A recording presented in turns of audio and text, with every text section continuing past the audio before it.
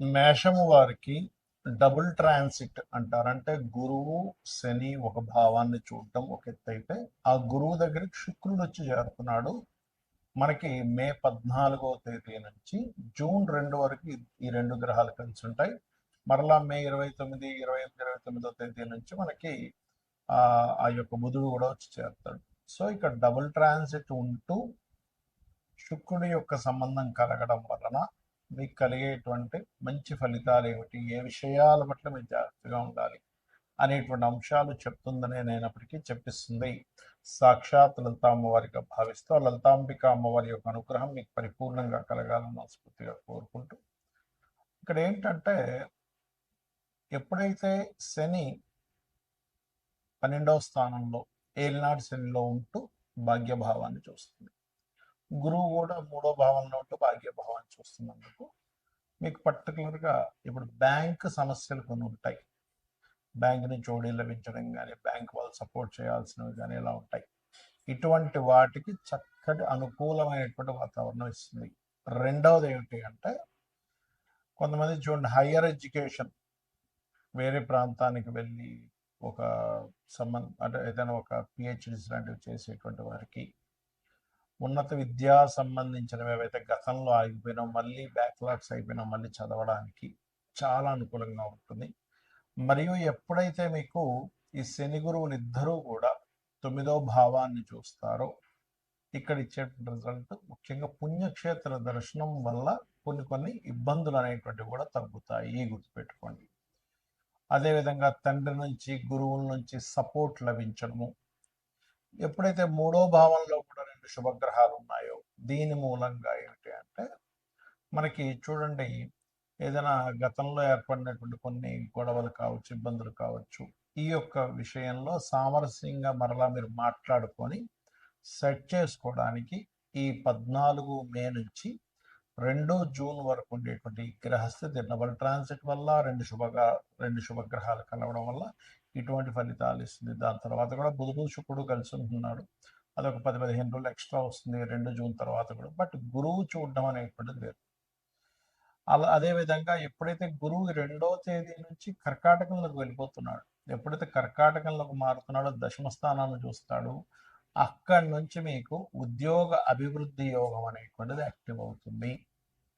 ఇక మీరు నిత్యము చేయవలసిన దేవతారాధన ఎటువంటి విషయాల్లో జాగ్రత్తగా ఉండాలంటే, పంచమంలో కేతు ఉన్నాడు కాబట్టి నిర్ణయాలు తీసుకునే విషయంలోని, ప్రేమ వ్యవహారాలు, కొత్త ఫ్రెండ్స్ని ఎవరినైనా మీరు కలిసి ఏదైనా పనిచేసే విషయాల్లోని కాస్త జాగ్రత్తగా ఉండాలి. ఇక్కడ వివాహ సంబంధించిన విషయాలు కూడా ముందుకు కదులుతాయి, ఎందుకంటే గురువు యొక్క దృష్టి ఉంది కాబట్టి. మరియు ఇన్వెస్ట్మెంట్స్ చేసే విషయంలో లాంగ్ టర్మ్ ఇన్వెస్ట్మెంట్స్ చేయండి, షార్ట్ టర్మ్ ఇన్వెస్ట్మెంట్స్ అనేవి అస్సలు చేయకండి. 12వ స్థానంలో శని ఉంటూ ఎల్నాడు శని నడుస్తుంది కాబట్టి గోశాలకు వెళ్ళి గోవులకు కాస్త బెల్లం తినిపించడము, మరియు నువ్వులు దానంగా ఇవ్వడము, నూనె ముఖ్యంగా ఆయిల్ దానంగా ఇవ్వడం చేయండి, అన్ని విధాలు బాగుంటుంది.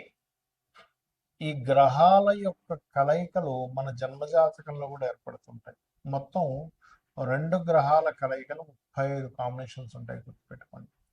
ఇందులో ఫలకృతం ఇచ్చేటువంటి కాంబినేషన్ ఉంటుంది, మధ్యస్థంగా అంటే ఆ యొక్క కాంబినేషన్ మీకు మంచి చేస్తుంది, కొంత ఇబ్బంది ఇస్తుంది, కొన్ని బాగా ఇబ్బందిని ఇచ్చేటువంటివి ఉంటాయి. ఆ 35 కాంబినేషన్స్లో మంచివి ఇచ్చేవి ఎలాగో మనకి పెద్దగా ఇబ్బంది పడాల్సిన అవసరం లేదు. గురు శుక్రుడు, శుక్రబుధులు, లేకపోతే శని శుక్రుడు, రాహువు శుక్రుడు, ఇలా రకరకాల కాంబినేషన్స్ ఉన్నాయి మంచి ఇచ్చేవి.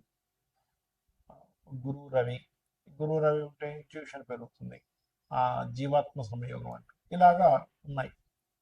మరి మీడియంగా ఉండేవి కొన్ని ఉంటాయి, కానీ ఇబ్బంది ఇచ్చేవి కొన్ని ఉంటాయి. అంటే శనికేతు అంటే వాళ్ళకి ఎప్పుడైనా శనికేతు ఎవరికైనా ఉన్నప్పుడు వాళ్ళు ఉద్యోగం చేయకూడదు, గుర్తుపెట్టుకోండి. అది 159 యాక్సెస్లో ఉన్నా, కలిసి ఉన్న 159 యాక్సెస్లో ఉంటే కొంత 75% పనిచేస్తుంది, కలిసి ఉంటే 100% పనిచేస్తుంది. అలాంటప్పుడు వాళ్ళకి దేని ద్వారా ధనయోగం ఉందో చూసుకుని వ్యాపారంలోకి వెళ్ళిపోవడం మంచిది. ఎందుకంటే స్వేచ్ఛాయోగం అంటారు శనికేతువుల కలయిక, కాబట్టి వ్యాపారం చేస్తూ ఉండాలి శనికేతువులు ఉంటాయి. కొంతమంది కుజరాహులు ఉంటారు, విపరీతమైన అగ్రెసివ్. అలాంటి వాళ్ళు మీరు గొడవలకి వెళ్ళకపోతేనే మీరు అభివృద్ధి చెందుతారు, లేకపోతే గొడవ అవుతూ ఉంటుంది ఎప్పుడు కూడా. శనికుజ, ఇది కూడా ఒక మాట తప్పు చేయరు వీళ్ళు, మాట అంటే పడరు. శనికుజులు ఉంటే కూడా అగ్రెసివ్, గొడవ పెట్టేసుకుంటారు.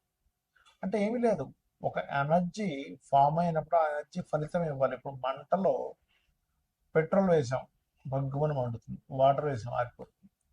అంటే కాంబినేషన్స్ అయితే మనకు ఆయుర్వేదంలో కూడా ఉంటుంది, ఈ దీన్ని దీంతో కలపొచ్చు, లేకపోతే ఈ ఫుడ్తో ఈ ఫుడ్ తినకండి అని చెప్తూ ఉంటారు కదా. అలాగే మనకి మనకి కెమికల్ వీటిలో కూడా చూడండి, కొన్ని కొన్ని కెమికల్ రియాక్షన్స్ జరుగుతూ ఉంటాయి. అంటే ఒకదాన్ని ఇంకో దాంతో కలిపినప్పుడు ఒక రకమైనది వస్తుంది, ఒక దాని నుంచి ఒకటి తీసేసినప్పుడు ఇంకో రకమైనది వస్తుంది. అలాగే గ్రహాలకు కూడా ఇప్పుడు కుజుడు రాహు అనుకోండి, ఇది ఒక సర్పదోషం. మళ్ళీ రవి రాహు అయితే పితృదోషం అంటారు. ఇలా ఏంటంటే ఫస్ట్ మీరు ఎప్పుడైనా సరే జన్మజాతకంలో ఒక 8 బ్యాడ్ కాంబినేషన్స్ ఉంటాయి. శనికేతువులు, కుజరాహువులు, కుజరవి, కుజరవి కాదులేండి, రవి రాహువులు, అదేవిధంగా శని కుజ, బుధ కుజ, ఈ రకంగా ఉంటాయన్నమాట. శని శుక్రకేతువులు, శుక్రకేతు ధనహీనత యోగం. అయితే ఇందులో మళ్ళీ అమ్మవారిని ఆరాధించిన, లక్ష్మీ గణపతిని ఆరాధించిన మళ్ళీ అద్భుతమైన ధనయోగంగా మారుతుంది. ఇవి ఒక్కొక్క భావంలో ఉంటే ఒక్కొక్క ఫలితాలు ఇస్తాయి. ధనస్థానంలో ఉంటే ధనం మీద ఎఫెక్ట్ చూపిస్తూ ఉంటుంది, సప్తమం మీద ఉంటేనేమో వివాహం మీద చూపిస్తుంటుంది, 12 మీద ఉంటే ఇన్వెస్ట్మెంట్స్ మీద చూపిస్తూ ఉంటుంది, 4 మీద ఉంటే ఒక్కోసారి యాక్సిడెంట్స్ మీద చూపిస్తుంటుంది, లేదా ప్రాఫిట్ మీద చూపిస్తుంటుంది, పంచమంలో ఉంటే ఏమో సంతానం మీద, 7వ భావంలో ఉంటే జీవిత భాగస్వామి మీద, 12లో ఉంటే వివాహ జీవితం మీద, అష్టమంలో ఉంటే యాక్సిడెంట్స్ మీద, భాగ్యంలో ఉంటే తండ్రి గారి ఆలోచన విధానం, తండ్రి గారి యొక్క నేచర్ మీద ఇలా చూపిస్తూ ఉంటుంది. అయితే ఇక్కడ ఈ కాంబినేషన్ ఉన్నంత మాత్రం చేత మనం భయపడటం కాదు, ఆ కాంబినేషన్ ఉన్నటువంటి మహాదశ వచ్చిందా లేదా, ఆ కాంబినేషన్ ఎంత బలంగా ఉంది. ఒక్కోసారి మన గ్రహాలు చూడడానికి రెండో ఒక రాశిలో ఉన్నట్టుంటాయి, ఇదేమో 1 డిగ్రీలో ఉంటుంది, ఇదేదో 29వ డిగ్రీలో ఉంటుంది, అప్పుడు కలవదు అది. ఎందుకంటే చాలా ఎక్కువ డిగ్రీలు ఉంది కాబట్టి మీకు అది కనీసం 10 డిగ్రీల లోపల ఉండాలి. 10 డిగ్రీలు మేము ఉంటేనే దాని ప్రభావం ఎక్కువగా ఉంటుంది. లేదా ఒక్కొక్కసారి పక్క రాశుల్లో ఉన్నట్టుంటాయి, కానీ ఇదొక రాశి అదొక రాశిలో నక్షత్ర సంబంధం ఉంటుంది. అంటే ఉదాహరణకి ధనిష్ట నక్షత్రం, మృగశిర నక్షత్రము, లేకపోతే ఈ కుజ నక్షత్రాలు 2 పాదాలు అందులో, 2 పాదాలు ఇందులో ఉంటుంటాయి. లేదా గురు నక్షత్రాలు కూడా పునర్వసు, విశాఖ లేదా పూర్వభద్రం 3 పాదాలు ఒక దాంట్లో ఉంటే 4వ పాదం ఇంకో రాశిలో ఉంటుంది. ఆ రకంగా పాదాలు మారినప్పుడు రవి నక్షత్రాలు కూడా, ఇప్పుడు కృత్తిక ఉంది, కృత 1వ పాదం మేషంలో ఉంటే 2, 3, 4 పాదాలు వృషభంలో ఉంటుంది. అదేవిధంగా ఉత్తరాషాఢ కూడా ఉంటాయి, 1వ పాదం ఒక దాంట్లో ఉంటే సింహంలో ఉంటే 3 పాదాలు కన్యలో ఉంటాయి. ఉత్తరాషాఢ కూడా 1వ పాదం మకరంలో, ధనస్సులో ఉంటే మకరంలో మరో 3 పాదాలు ఉంటాయి. ఇలా పాద సంబంధం వచ్చిన 10 డిగ్రీల లోపల ఉన్న ఆ మహాదశలు నడుస్తున్నప్పుడు అది ఏ భావంలో ఉందో చూసుకొని దానికి సంబంధించిన మీరు పరిహారం కనుక చేసుకోగలిగితే, అంటే ఏ 2 గ్రహాలు కలిసాయో ఆ 2 గ్రహాలు ఏ పోర్ట్ఫోలియోని యాక్టివ్ చేస్తుందో తెలుసుకోవాలి. ఆ సమయం ఎప్పుడు వస్తుందో తెలుసుకోవాలి. అది మహాదశ, అంతర్దశాలు కొన్నిసార్లు ఎలా ఉంటుందంటే అసలు ఆ దశే రాదు కొన్నిసార్లు. అంటే ఉదాహరణకి ఏ శుక్రకేతువులు కలిసి ఉన్నారనుకోండి, అసలు ఈ అబ్బాయి పుట్టడం, అబ్బాయి కృత్తికలోనో రోహిణిలోనో పుట్టాడు, ఆయన కేతు మహాదశ రావాలంటే దాదాపుగా 110 సంవత్సరాలు పడుతుంది. ఎప్పుడు ఆ 110 సంవత్సరాలు అప్పుడు వస్తే ఏంటి, రాకపోతే ఏంటి. మనకి ఏ దశలైనా 70-80 సంవత్సరాల వరకే గుర్తుపెట్టుకోండి. 70-80 తర్వాత అన్నీ కూడా కర్మ సంబంధించినవి నడుస్తూ ఉంటాయి. కాబట్టి మహాదశ వస్తుందా లేదా, ఆ కాంబినేషన్ ఎంత బలంగా ఉంది లేదా ఎంత బలహీనంగా ఉంది, నిజంగా ఏదైనా పోర్ట్ఫోలియోని యాక్టివ్ చేస్తుందా, లేకపోతే ఉన్నాయి పేరుకి కొన్ని మంచి కాంబినేషన్స్ కూడా అంతే అండి, పేరుకి మాత్రం అద్భుతమైన యోగం ఉందండి. ఎందుకంటే 2 గ్రహాల కలయిక ఈ యోగం.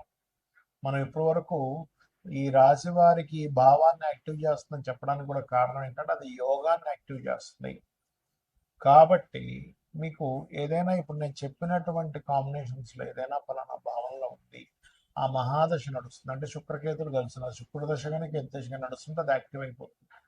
లేదా శుక్రుల్లో కేతు, లేదా శని కుజులు కలిసినారు, శనిలో కుజులు లేకపోతే కుజుల్లో శని యాక్టివ్ అవుతూ ఉంటుంది. అదేవిధంగా రవి రాహు, కుజుడు, శనికేతువులు, ఇలా అది యాక్టివ్ అయినప్పుడు దానికి సంబంధించిన దానం ఇవ్వండి. ఖచ్చితంగా మీరు చాలా పెద్ద ఎఫెక్ట్ నుంచి బయటపడతారు. దానికి సంబంధించిన దానం ఇవ్వడం. ఇప్పుడు శనికేతులు ఉన్నారు, వెంకటేశ్వర స్వామి ఆలయానికి వెళ్ళడం. కుజరాహులు ఉన్నారు, నరసింహస్వామి లేదా దుర్గా ఆలయానికి వెళ్ళడం. రవిరాహులు ఉన్నారు, పితృదేవత ఆరాధన చేయడము మరియు సూర్యాలయాలు, దుర్గాలయానికి వెళ్ళడం. బుధకుజులు ఉన్నారు, విష్ణు సహస్రనామాలు చదువుకోవడము మరియు లక్ష్మీ నరసింహస్వామి ఆరాధన కూడా చేసుకోవచ్చు అక్కడ. మరియు అదేవిధంగా కుజరాహులు ఉన్నారు, నరసింహస్వామి ఆరాధన చేయడం లేదా రుద్రం చదువుకోవడం. ఇవి చేసినట్లయితే ఖచ్చితంగా మీకు అన్ని విధాలా బాగుంటుంది.